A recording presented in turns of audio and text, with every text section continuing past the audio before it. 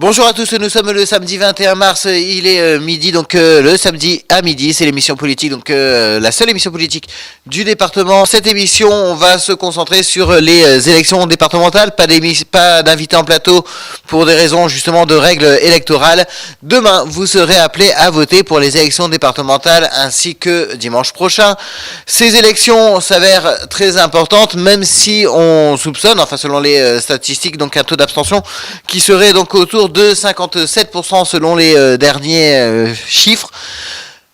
Et pourtant, le Conseil général a un domaine de compétences de plus en plus important et concerne votre vie au quotidien.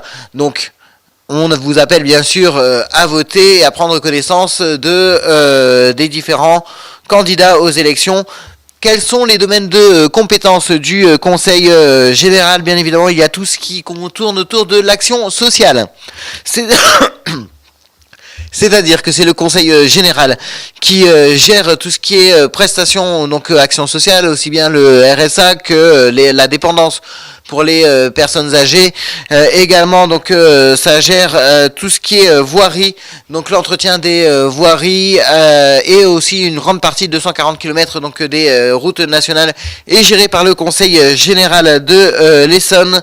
Le Conseil général de l'Essonne gère également tout ce qui est éducation, donc que ce soit la construction, l'entretien ou le fonctionnement des collèges publics. Il a également un rôle donc dans le recrutement des personnes non enseignantes donc au niveau de l'éducation. Quatrième domaine de compétence du Conseil général et le Conseil général de l'Essonne, bien évidemment, donc la financement quasi exclusif donc au service départemental d'incendie et de secours. Donc en gros, pour faire simple, donc les pompiers, l'aide au développement économique, notamment avec des aides, des subventions donc publiques auprès des associations, donc et enfin donc la gestion des musées départementaux, de la bibliothèque départementale et celle des archives départementales. J'en oublie presque un, donc c'est la gestion des espaces naturels sensibles. Bref, tout un domaine de compétences qui intervient donc dans tous les domaines de la vie, donc c'est pour la raison pour laquelle on ne peut que vous inviter à voter. En est cette semaine donc pour cette fin de campagne, donc de nombreuses grosses têtes entre guillemets sont venues sur le département. À noter donc lundi la présence de Manuel Valls et de Nicolas Sarkozy en même temps, en simultané. Nous y étions, nous nous sommes rendus sur les deux différents meetings. Ce qu'on vous propose, c'est justement de voir quelques images, mais avant donc vous expliquer le pourquoi du comment. À savoir, lundi, lors d'une émission radio, donc Jérôme Guedj, le président actuel donc, du Conseil général de l'Essonne, a fait polémique en tenant des propos sur les affaires, entre guillemets. On ne reprendra pas ces propos pour ne pas jeter plus d'huile sur le feu. Donc, des affaires de Georges Tron, donc le député maire donc, de Draveil. Celui-ci a répondu, donc on vous propose de voir tout de suite les quelques instants du meeting de Georges Tron et de Nicolas Sarkozy avec, vous allez voir, donc l'entrée en scène, mise en scène de Nicolas Sarkozy. Depuis le premier jour, j'ai dit je suis innocent de cette affaire qui montait de toutes pièces. Mais je vais devoir prendre mes responsabilités. À l'époque, c'était au mois de mai 2011, j'étais ministre du gouvernement de Nicolas Sarkozy. Et j'ai pris toutes mes responsabilités. Personne ne me l'a demandé. Je suis allé voir le président de la République et je lui ai dit, Monsieur le Président, je considère qu'il est de mon devoir de m'expliquer devant la justice, puisqu'elle me le demande. Je suis tout à fait capable de pouvoir exercer les responsabilités qui sont les miennes, mais je ne veux pas aujourd'hui, en quoi que ce soit, affaiblir mon propre corps. Et j'ai pris mes responsabilités.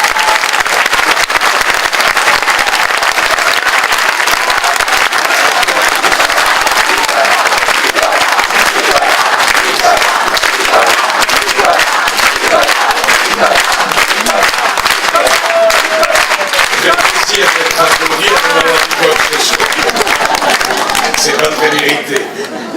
Mes chers amis, je suis heureux d'être parmi vous ce soir.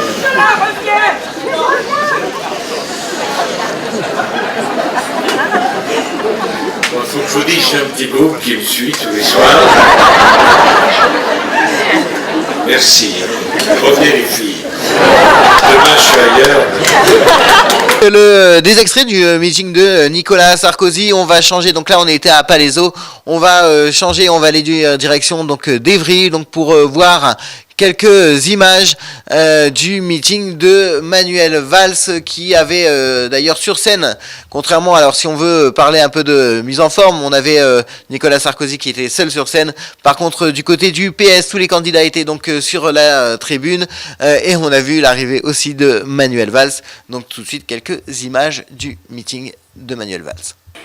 L'engagement citoyen et la défense intransigeante des valeurs de la République. Avec eux, je ne me mets pas en retrait, je les mets en avant. Je les mets en avant parce qu'ils donnent confiance dans l'avenir. Je les mets en avant parce qu'ils sont l'avenir, le bel avenir de la France. Alors, aidons-les, comme les 40 autres candidats, soyons nous-mêmes les candidats de la justice et de l'avenir pour que l'Essonne continue d'aller de l'avant, c'est-à-dire avec la gauche et les écologistes.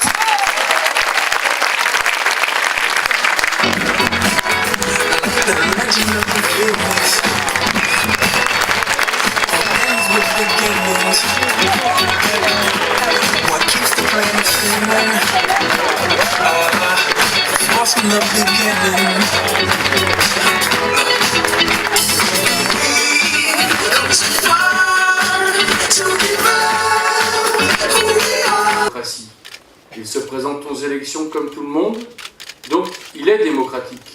Le Front National n'est pas un parti républicain, car il ne respecte pas les valeurs de la République.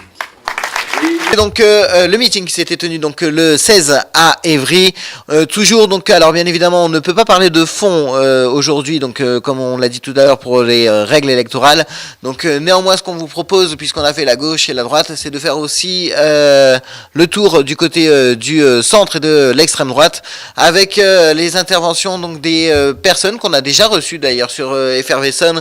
On a pu croiser Olivier Vagneux par hasard d'ailleurs qui était candidat et qu'on avait reçu dans l'émission donc sur les jeunes et la politique qui sera donc dans la partie qui va suivre. Également Damien Queneau, donc responsable départemental des jeunes UDI Essonne, Gabriel Hamzal, responsable départemental donc des jeunes populaires donc de l'UMP. Donc tout de suite leur sentiment sur cette campagne. Vous êtes responsable départemental donc des jeunes Essonne, on vous a déjà reçu sur Effervescent. Quel bilan vous tirez de cette campagne des élections départementales? Une très bonne campagne, on a vu une vraie dynamique se créer avec un conseil général sortant qui s'accroche et qui dit pas mal de bêtises dans les différentes représentations qu'on a pu voir. On a vu une vraie dynamique au centre et à droite et je crois que c'est important de parler du centre aujourd'hui qui s'est créé il y a peu de temps et qui a pris un poids, une envergure assez importante et assez, pour dire, surprenante en Essonne, avec des candidats partout, des accords avec l'UMP qui ont été, je pense, bien faits. Et je pense qu'on peut être fier. On voit aussi beaucoup de personnes qui viennent à nos réunions, de plus en plus chaque jour. Là, aujourd'hui, on est ici sur hier et on voit plein de monde qui vient nous voir. C'est vraiment, vraiment surprenant et c'est vraiment sympathique à voir, une vraie dynamique qui se crée. On est vraiment fiers. Dernier jour, donc justement, puisque demain c'est le premier tour des élections, qu'est-ce que vous auriez envie de dire à ceux qui ont envie de s'abstenir?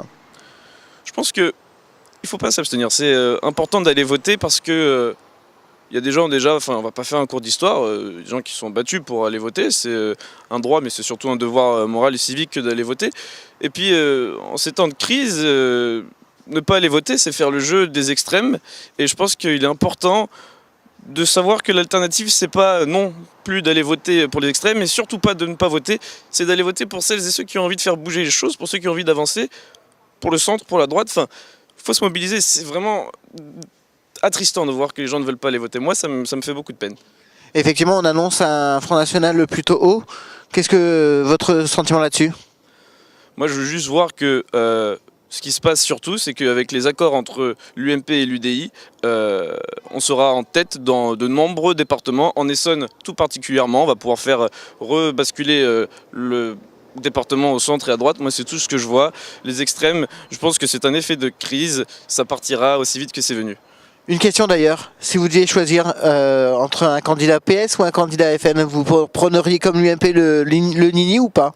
Je voterai sans réfléchir pour le PS. Merci Damien Coenot. Audrey Guibert, vous êtes secrétaire départementale du Front National, donc Essonne. On est à la veille de ces élections départementales. Quel bilan vous faites de cette campagne? Eh bien, écoutez, nous avons d'excellents retours, en tout cas, des personnes qui nous disent qu'ils ont envie d'aller voter Front National pour que les choses puissent enfin changer pour ces élections dans le département. Donc, à mon avis, j'ai bon espoir que nous fassions un excellent score et que l'ensemble des candidats, en tout cas, c'est notre objectif, puissent parvenir à se positionner au second tour dans l'ensemble des 21 cantons. Si justement les candidats ne sont pas forcément au second tour, quelle sera la position? Est-ce qu'il y aura une position Nini du Front National? On laissera nos électeurs libres de choisir pour qui voter au second tour si nous ne sommes pas au deuxième tour. Mais en tout cas, j'ai bon espoir que l'ensemble des candidats puissent être au second tour lors de ces élections. On parle d'un mot que vous n'aimez certainement pas, donc de dédiabolisation donc, du Front National. Est-ce que vous avez senti justement un accueil différent au niveau des gens durant cette campagne?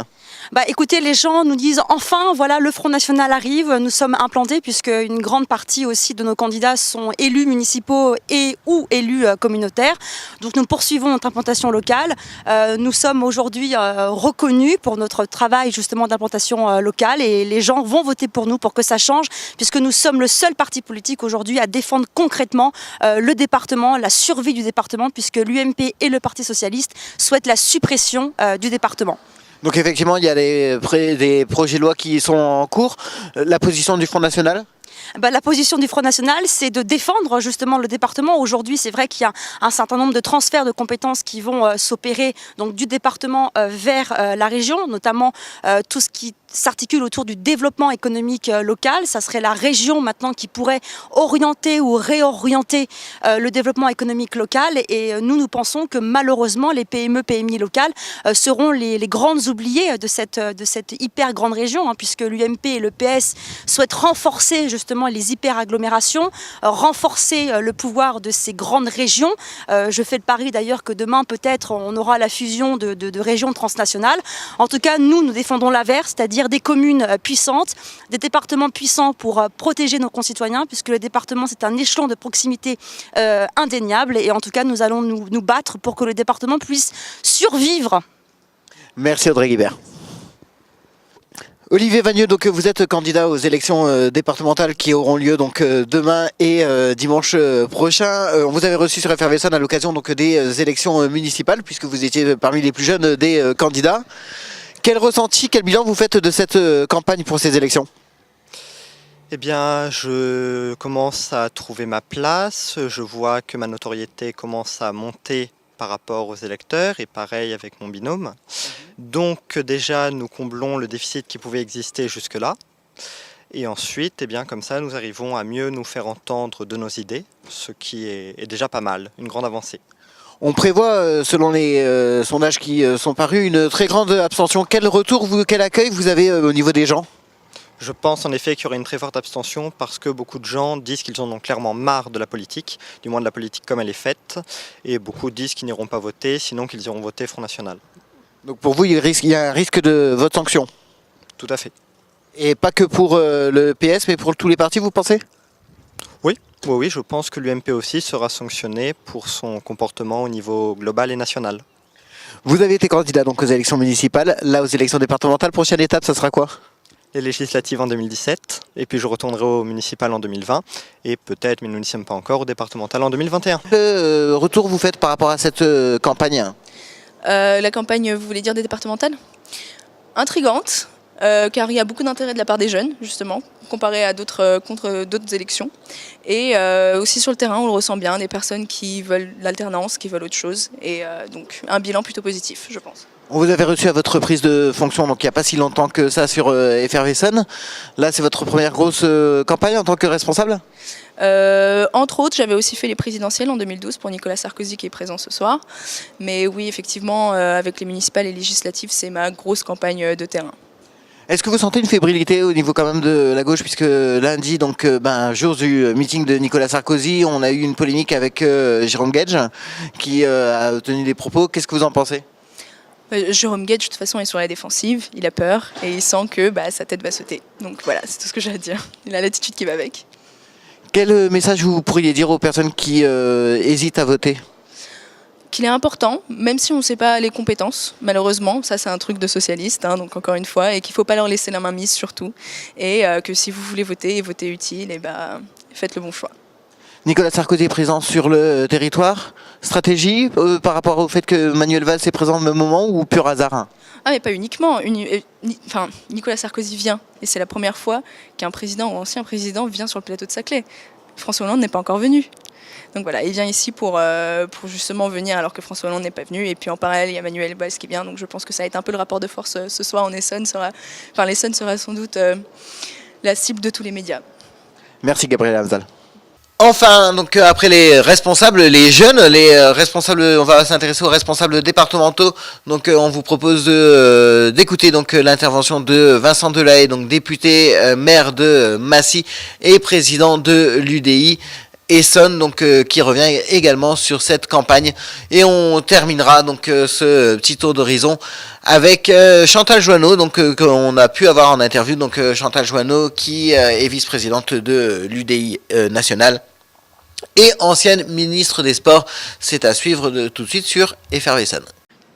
Vincent Delahaye, vous êtes sénateur donc de l'Essonne. On est à la veille de cette élection départementale. Quel bilan vous tirez de cette campagne ? D'abord, c'est une campagne qui a mis du temps à démarrer parce que c'est une campagne qui ne mobilise pas beaucoup les électeurs. Et donc, elle a vraiment démarré début mars et encore tout juste. Et on sent un peu de mobilisation sur les derniers jours. Mais je dirais que pour nous, pour l'UDI, on a quand même des candidats qui font le travail sur le terrain. Donc, on a de bons espoirs de résultats quand même dans l'Essonne. Je crois qu'on sent quand même que le résultat des municipales nous aide pour cette campagne départementale. Est-ce que vous avez, on annonce des chiffres d'abstention assez forts. Est-ce que vous n'avez pas une crainte par rapport au rejet de la politique d'une manière générale ? Si, bien sûr. Non, mais c'est évident d'abord parce que on a un sentiment d'impuissance des politiques devant les problèmes qui se posent au pays et comme on a un président et un gouvernement qui ne font pas grand-chose, c'est vrai que c'est assez compliqué d'expliquer aux gens qu'on peut faire des choses. Et je dirais que quand on a été au pouvoir, on n'a pas non plus fait des miracles. Donc il faut quand même le reconnaître aussi. Donc on peut comprendre qu'il y a un certain nombre de nos compatriotes qui désespèrent un petit peu et se laissent embobiner un petit peu par des populistes et des discours qui sont très démagogiques, qui souvent soulèvent de bonnes questions mais apportent de très mauvaises réponses. Et puis il y a des partis comme le Front National qui présentent des candidats qu'on ne voit absolument pas sur le terrain, en tout cas très peu, et qu'on ne connaît pas.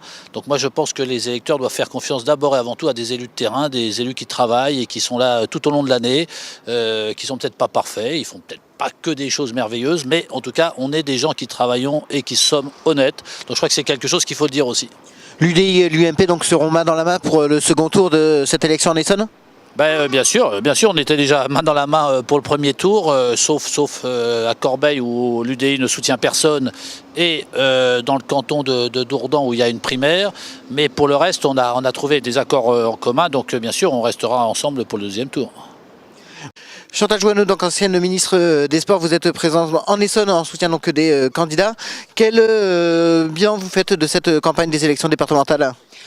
Alors d'abord, le premier bilan, c'est que nos candidats, notamment Irvine Bida et toute l'alliance qui s'est faite entre l'UMP, l'UDI et le MoDem, ça fait plus d'un mois et demi qu'ils font campagne, donc ils s'y sont pris de longue date.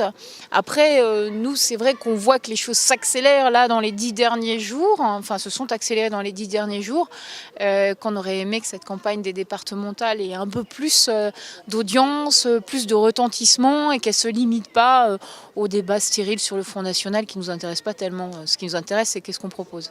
D'ailleurs, justement, demain aura lieu donc le premier tour des élections départementales. Qu'est-ce que vous pourriez dire pour les personnes qui auraient envie de s'abstenir et de ne pas les voter ?